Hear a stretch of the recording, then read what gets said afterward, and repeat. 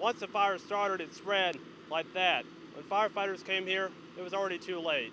This lab is the heart of the new Entertainment Media Technology program at the Hines Community College Rankin campus. It's places like this where a new crop of young Mississippi filmmakers will learn the ropes. Here at the new shelter, cats and dogs are able to move about in the sunshine, and they're also able to rest inside with the brand new air conditioners.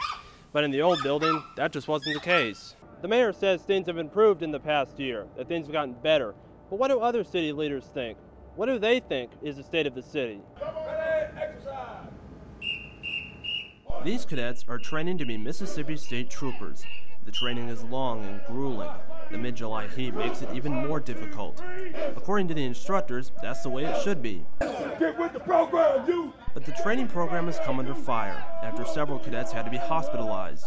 One cadet, Billy Blatney of Taylorsville, is now on dialysis after his kidneys failed. But Public Safety Commissioner Albert Santa Cruz disagrees with critics who say the training is too rigorous. You're going to have people that drop out. And I'm just saying that this young man was really not physically ready for this school. Captain Chris Gillard, who heads the training team, says the strenuous training is necessary and that it's the details that matter. Did I do all I could do to train and prepare that individual for the task on hand? Did I make sure that he did every push-up right? Did I make sure that he paid attention to the little smallest of detail? Because it's those little small details is what get you killed. The training to be a Mississippi State Trooper is some of the toughest, most challenging around. Out of 140 cadets accepted, 61 have already dropped out. But for the cadets we spoke with, it's all worth it. I have the gift of service, or to be a servant. I've known that I've wanted this for all my life. Ever since I can remember, I wanted to be a trooper. The cadets still in the program have another 21 weeks of training. 21 more weeks of intense physical and academic training. Then, if they make it, they can call themselves state troopers. Near Pearl, Daniel Hill, WLBT News.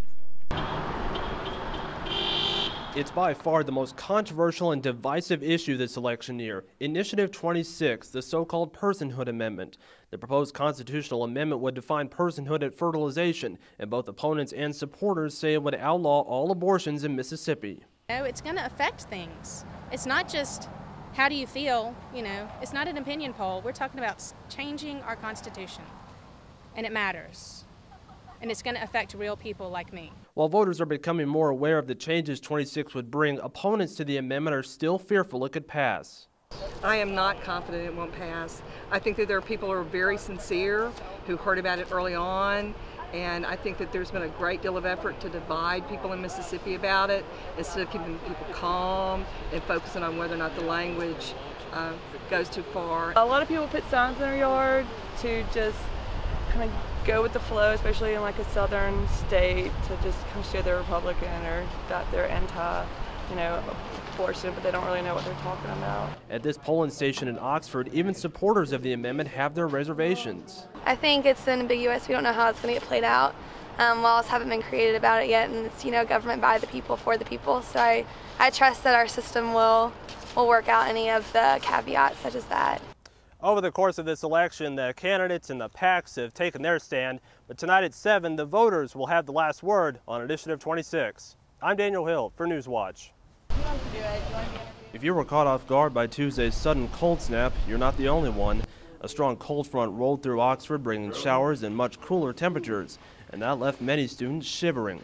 T-shirts and flip-flops were everywhere as the mercury dipped into the 50s around 1 o'clock. Why did it change from this morning? Well, when I walked out of Crosby at 9 this morning, it was kind of hot, but now walking back it's frigid. Other students just happened to miss the forecast. You check the weather like every morning before you go out? No, not at all. I'm freezing it. While many Ole Miss students weren't exactly the best dressed for today's temperatures, including this reporter, there were some students on campus who did heed this morning's weather forecast. My girlfriend, she checks the weather all the time via weatherchannel.com, and I don't know if Twitter does it. I'm not on Twitter, but she's always on Twitter, so she always seems to know. So when I wake up in the morning before I get dressed, I say, hey baby, should I put on a jacket? Should I bring an umbrella? She's like, yes, there's an 80% chance of rain today, and it's gonna be cooler. The cold snap is expected to last all week, and lows could fall near the freezing mark until Saturday. And tomorrow's high, only 57 degrees. I'm Daniel Hill for NewsWatch.